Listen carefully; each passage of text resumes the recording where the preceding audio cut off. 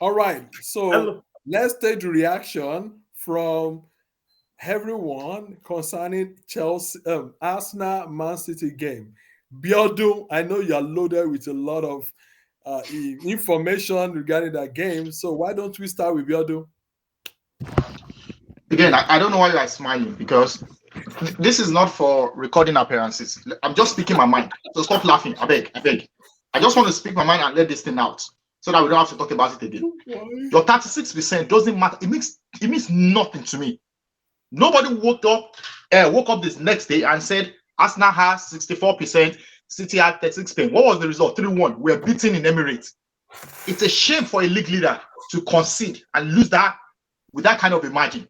Number one, that's it. Correction. If you cannot play out your pride, if you're crazy, if you are not play out your pride in that kind of a game, then I don't know what business you have contesting the league. Again, I'll say this.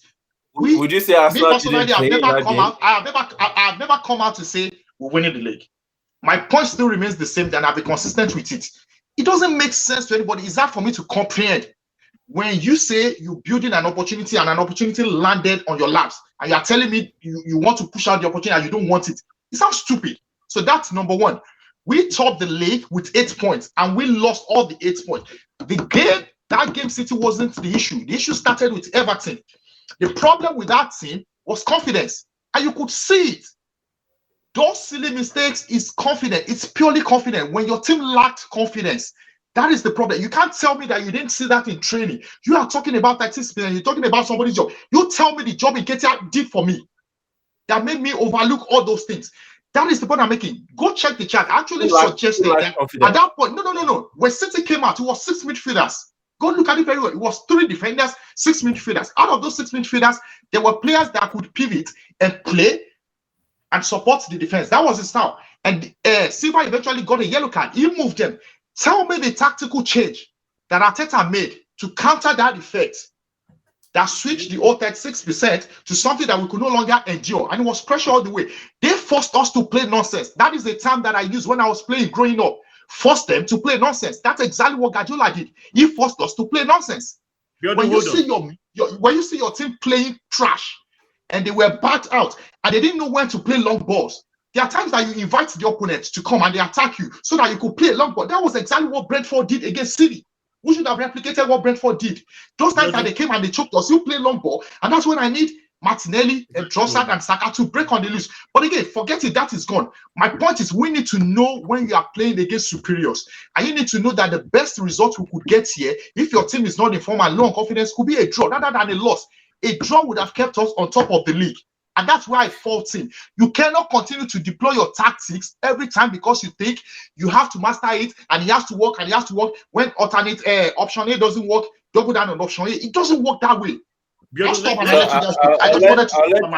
I'll let Charles respond. I didn't see a team low on confidence, but I'll let Charles speak. Well, I was going to ask him a question about the confidence aspect of what could Arteta have done to boost the confidence. Now, to agree with you, Ayo, I didn't see a team low on confidence. As Arteta said in his post-match, the second half play was a low confident display. Hold on. As Arteta said in his post-match statement, he made a statement saying, now he believes we can go for the title. That statement is actually... What should he have said? Hold on. What should he have said? Hold on. That statement is actually something he pulled out from watching the team play. Because in my opinion, that team played with confidence. Unfortunately, inexperience just played a part in the whole thing. Inexperience among the players, inexperience among the coaching team, meaning Guardiola being more experienced. The things Guardiola did, the change Guardiola did in second half, it's something that you couldn't predict coming and you can't counter it on the spot. So you can't really blame or fault Arteta for how he reacted in second half. So my question to you, Biodun, is what exactly could have been a confidence booster that Arteta would have put in that if you believe confidence was the issue? As somebody that plays the game, right? Mm-hmm. That pass from Tomiyasu was an amateur way of playing. That doesn't show any confidence. Of course. Number one, that's inexperienced. That was a stupid play. And that shows somebody under pressure to play a low pass. Secondly, the second pass from Gabriel. Mm-hmm. You dare not do that. You either hold on to that You mean ball the and goal sleep that, on the that ball. led to the Haaland goal? Yes. That's another mistake that you see a team under pressure. That's what I'm saying. So when somebody tells you it's low on confidence, it doesn't. When you translate it as a footballer, it means there are options you could deploy, and you don't play to show your opponent that you're under pressure. When a team plays like you're under pressure, that is what they call being low on confidence. You what could are those carry the options? ball. What could Arteta have done differently to tackle You that? drive the ball to the throwing. You were already close to the line. You drive the ball, you shoot the ball, you fall on your ball, you shoot the ball, you call a foul, you draw a foul, you do many things. You play to the throwing. That's what The worst thing you should do. Done. See, the worst thing a player does in that moment with Tomiyasu and Gabriel is safety. And safety means what? Your throw line. They were both close to the throw line. They should have played safety. You're talking about confidence, right? You said the players were low on confidence. And so Charles' question to you is, what could Arteta have done differently to boost the confidence of the players? That's a training ground issue. We're not there. We will never know that. The confidence came from Everton. If you read my chat on the group chat, I called that out. I think people are focusing on the Man City game. It's not the Man City game. We have seen the form dropped right from the Everton game. And do you think the form is due to confidence? To the Brentford game. And I think it's a training ground issue. I don't know what he did in the training ground, but I think we've been low on confidence right from the Everton game. And I've called that out even in the chat. It was the same thing. I was impressed. To be honest, I was impressed with the first half. But the Everton game, the Brentford game, that wasn't a good performance. I'm talking about confidence. That's something you should have dealt with in the training ground. I don't have an answer to that. Go ahead, Akitayo. Okay, so I would disagree with the confidence issue. Last time we had this meeting, me, you, and Ayo, I told you that it's a trend. Always every time in a season that a team is low, you're going to have an issue. Yep. How you deal with it determines how far you go. Everything will go through that patch. A time where you're drawing blank. You're playing with good. Even when you're playing well, it's just one of those things in soccer that there's always a period in time that you're going to have these issues. You know, if you're lucky enough, you pull out some points from there. If you're lucky enough, you win matches. You know, so I think it's just one of those things. Even the best of defenders, they make the same mistakes Tomiyasu did. The best of defenders, they make it. So you can't say because of that it's low on confidence. It has nothing to do with confidence. It's just mistakes that should not have made. You know, the guy should not have made. He should have played safe instead of trying to play back. But based on the way Arsenal plays, they always want to have possession. They don't want any ball to waste. They always want to pass to themselves. So it was just a mistake on his part. He didn't look, he made that pass, and it cost the goal. So you can't say that's low on confidence. I think what I'll add. The only thing I'll say about Tomiyasu's case was I don't really even know why Tomiyasu started that game. I don't know. So last match, why? Because last match we had this argument. Yeah, when because White was playing. You guys were complaining that why is White playing? So okay. So I'll tell you why I felt Tomiyasu shouldn't have started the game. I mean, these guys hadn't started any game for a long time prior to that game yesterday. Ben White, who had started, he started against City in the FA Cup, by the way. Yeah, I mean, in Premier League, right? EPL. On the other hand, Ben White has been one of the most reliable defender we have in Arsenal. So it's just a question of why. Why would Did you see Ben White's performance against Everton? Woeful. I mean, it was woeful. I mean, hold on. I think we shouldn't be. I think we're talking about matches in isolation, and I think we should be able to we shouldn't be talking about matches in isolation, and I think that's where I disagree. Okay. Here's what I'll add. No, but Ola was not done. Yeah. So Ben White might have one off day against Everton. Agreed. Even the best of the best defenders, Van Dijk of this world, have several off days. But one thing about Ben White is take that off day out of the 20 games we've had. This guy has been very consistent. Okay.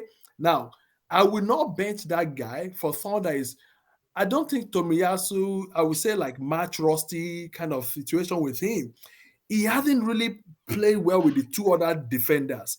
The back pass he was trying to do shows to me that you don't know the positioning of your defender, your goalkeeper, which is something that you know if you are consistently playing with those guys. I wouldn't have started him at all. That's my opinion. So one thing I'll add, right? I think we can all agree. Biodun said so as well, right? First half was good, and so in response to what you said about confidence, right? What I brought up and what you were responding to was the fact that in that game, not the second half, but the whole game, and not the first half, in the whole game, City had possession of 36%, which is the lowest a Guardiola team has ever recorded. I don't think a team with possession will have the confidence to retain the ball regardless of what is going on, regardless of being down 2-1, regardless of being down 3-1, regardless of going down first.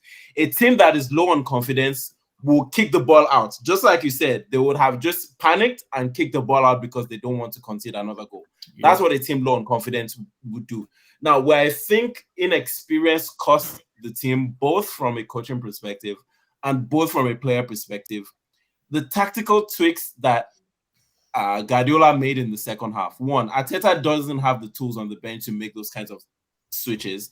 Two, he also was inexperienced. He also was inexperienced in not responding to it, because what happened was he pushed Bernardo Silva up when he saw that Riyad Mahrez and the others weren't, the high press wasn't working out. The idea with having Bernardo Silva at left back is essentially, like I said, what Arteta does with Zinchenko. The idea was to stifle the midfield. Like you said, they started with 6 midfielders. The idea was to stifle the midfield and have possession. And that City team still struggled. And so he resorted to switch the tactics from forcing the team into turnovers in that final third, which is something we know City is already very good at. And Bernardo Silva is much, much better at a high press than Riyad Mahrez. And that was what I think Arteta failed to respond to, that I think ultimately cost us the game. Again, players who are experienced enough to know to handle that kind of situation would not have panicked the way Gabriel and the others started to do in the second half. I think. So you agree? I agree to an extent. Gabriel panicked, right? You agree that he panicked? Of course they panicked. Okay. I agree to an extent. I think that's inexperience. You don't see a correlation between that and somebody not confident on the play. That's not confidence. No, I think I won't argue that then. I'll take it. Go ahead. I think it's the word of that confidence you're saying. Nobody's saying that they made some errors. One, the coach had problem with that game. I felt he's very rigid. I feel he's very. How many times have I been saying that? How many times have I been saying that? He's not dynamic. Dynamic in the sense that he's stubborn. I'm not a coach. He's stubborn. In that game, I'm not a coach, but in that game, I would have taken out Nketiah, and I would have brought in the Trossard. I agree. He has done it. He came back to back. He played 90 minutes. There was a time Nketiah played 90 minutes. Man City was playing Foden as 9, as the first 9, and they were jamming. So in that game, I would have removed Nketiah. Nketiah was not in that game. I agree. I would have taken Nketiah off as well. Exactly, and let those guys switch wings. They can move from left to right. That gives the defense of Man City confusion. They'll be confused. They won't know what to do because it's a different thing. Wasn't that what we talked last week? Well, that was exactly what we talked. He's a very rigid about. He's a very rigid no. And that's what I feel about it. So I mean that I agree with that level of flexibility, but I think what Biodun mentioned earlier was starting Trossard. I'm not talking about. I would not have. Can I respond to that? I would have taken it. Nketiah would been there, would have disturbed them in the first half. Yes. The moment we realized Nketiah was in that game, I haven't lost. Can I respond to that? Then it could have been substituted. Let Biodun respond. Biodun, go ahead. And I'm responding, and I'm also going to throw it the question. Again, I don't care whether you give me the response I'm looking for, but I'm just going to say my mind. Ayo made points, fine. See, the things Ayo said, they are good. But sometimes Ayo need to understand that these things are good on paper. You need to be able to see things that don't work out the way you see them on paper. Fine. You tell me when you exactly. So listen, when you went after Trossard and you bought Trossard, of course you didn't buy an inexperienced player. You bought a player that had established himself. He's 27 and so he's actually older than our front three.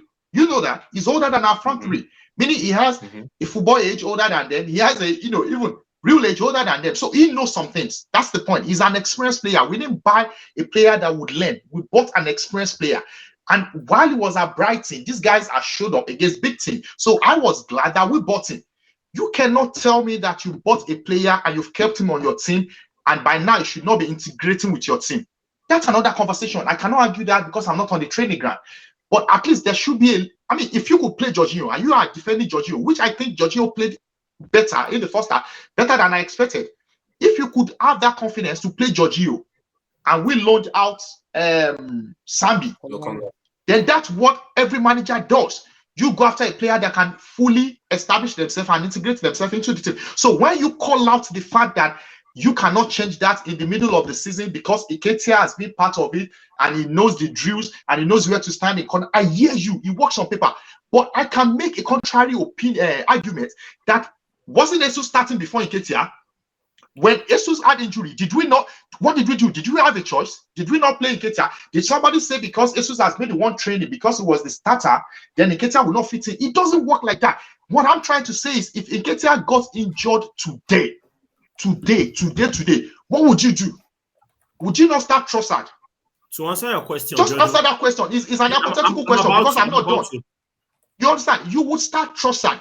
Now, if you would start Trossard because Nketiah is not available, why would you wait for the fourth match? And trust me on this and quote me on this. I have watched Arteta very well. I know he's stubborn. The decision that he will eventually take, it will take him a long time to make it. He did the same thing last season. And let me just remind you. And then when we lost Partey in the middle of the season, when we started crashing, we rose and we started crashing because we lost Partey. He first deployed Xhaka in the midfield. It didn't work. He got a card. He deployed Xhaka in left back. It didn't work. Then he realized and now said, El Neni, please come, help me and play the midfield. Which eventually did. I was on the phone with Tayo. I was on the phone with another friend of ours, Yoni. And I said, why are we paying any salary? Is it not because to play DM? Fine, he's not at party level. He cannot do it and he won't do it to that level. But this is somebody that was trained for that role. Better than the people that you are trying to make them fit into the role. Let him do his job. If he cannot do it, then he shouldn't be part of the club. What did Arteta do eventually? He eventually brought Neni into that DM position when Sambi could not fit in. And what happened? We started stabilizing and he deputized until Partey came back. That is the same argument that I'm making here. We have watched Nketiah, even with the records that is better on home turf, after Man United game. I remember very well, he scored a very good header. I gave it to him. It wasn't marked. The last goal, the winning goal, it was a flick. The one-on-one with Deja, he did not score. So it was a good game for him. After that game, tell me what else he had done. I am not saying if you remove somebody who will kill his confidence because I disagree with the argument that Ayo made. You have subbed Martinelli. He won the penalty against City. Listen. You have subbed, the manager has subbed Martinelli in 3 games. Have that affected Martinelli's confidence? You need to understand as a manager, when you have a crop of players, everybody cannot play. So if a player when last did Martinelli score give an assist? Okay. What did you say? When last did Martinelli score give an assist? But we are saying the same thing. We're making the same argument. We have subbed Martinelli for that reason, because he's not delivering. Why can't we sub Nketiah? Because Nketiah has been scoring. Don't get me wrong. Don't get me wrong. I would have taken Nketiah off. I'm just saying I can also see the perspective of not taking him off because he has. I agree with you, games. But I'm also saying that if he got injured today, would you not start Trossard? Yes. That is the argument I'm trying to make, because when you have a crop of players, everybody should be ready to play. When something is not working for us 3 times, Everton, Brentford, City, I think we need a change. I submit. Okay, Charles. But I have a follow-up question for you. So, before I even ask the question, do you think, just a yes or no, do you think your results with Brentford and Everton has to do with Nketiah or has to do with the whole team itself? Pick one. It's the entire team. It has to do with the entire team. We didn't play well, and I've said that. We didn't play well. The entire team didn't play well against Everton and against Brentford. So the entire team didn't play well against Brentford and Everton. Now we get to City, Manchester City, the ones who are in second place right behind you. And you want to make changes to your team. So you're trying to change the team that has taking you to top spots since August. It's against the best team in the league. You want to make those changes. What changes would you make? Two changes, and I actually called it out before the start of the game, so it's not like I'm making it right now. I said something, and I'll tell you my preference. My preference for that game was to go for a draw, because I am a realist. I don't care about how beautiful a win is. I don't care. I care about results. I don't like Mourinho, but sometimes, see, as a manager, you can't be rigid. And Akitayomi just helped me out today. You can't be rigid. You need to know sometimes when to fight and sometimes when to dodge. I think Adeta is very rigid. Honestly, I would have played. Hear me out, and you'll be funny at this election. I think I wanted a 4-4-2. The moment I saw Tomiyasu playing, I wanted a 4-4-2, and I wanted Ben White playing in that midfield. I wanted a Tomiyasu, Sichenko, Saliba, Gabriel. I wanted Jorginho, because I noticed that Partey wasn't playing. At that point, I was like, okay, I think we need to play Jorginho, but I need Ben White in that middle, because when I saw 6 midfielders, I was afraid. I want Ben White, I want Jorginho. Listen, I want Odegaard, and I want who else played that side? No. I want a 4-4-2. Jorginho, Ben White, Sichenko, and Odegaard. Then I want a 4-4-2, which would then be Martinelli and Saka. That was it. Now, it's crazy, right? I know it's crazy. But at that point, I was looking for a formation that would neutralize, so that Ben White could be another defensive mindset person that could stop this guy going back and forth, until I was impressed that we actually won possession in the first half. So I said, okay, this might make sense. Let's keep going. Now, if I didn't do that, my second option was that let's have the front three of Trossard, Martinelli, and Saka. I don't care how Trossard and Martinelli play. I just want them to keep switching, so that way we make the defense of City work for that. Akanji was okay. Just look at that game. They didn't do nothing. We didn't trouble them. I mean, that penalty, there was a chance, but we didn't trouble that defense. You're talking about possession. Ayo, against Everton, we had more possession. If you watch the game, it looked like Everton had more possession. So sometimes we shouldn't be deceived by possession. Everton game, we had more possession. But that game, it looked like we are not in control. So sometimes being possessive of the ball does not mean that you are in control of the ball. That game, City looked like they were more in control of the ball, because they play more of that ball in our half. Our possession was more in our half than in the last third of City. Okay, so... And for me, I think that's where I would throw it back to you, that I think the lineup that you just mentioned sounds good on paper. In reality, there are so many phases of the game throughout 90 minutes. Like I said, so many. I don't know. I said, I don't know any team that has kept City out. So the idea that you're trying to go for a draw and shut City out, that especially with Haaland, we have blueprints. When you give when you give the advantage to City and they have possession, they bought Haaland for one reason: to stay in the box. Yep. Haaland is the kind of, remember I said this before the game. I said if Alvarez started, I was a lot more fearful of that game, because Alvarez is the kind of player that will cause problems, which is what Bernardo Silva eventually came and did to us in the second half. I prefer. Can you guys hear me? Yeah, I can hear you. I think I prefer playing against City as an Arsenal team with Haaland, because I know it will be easier for us to keep possession and play out of the back. When you see possession to City, Haaland just needs one chance. Yep. I think there was an analysis that talked about what Haaland does. Haaland's movement in the box is constant.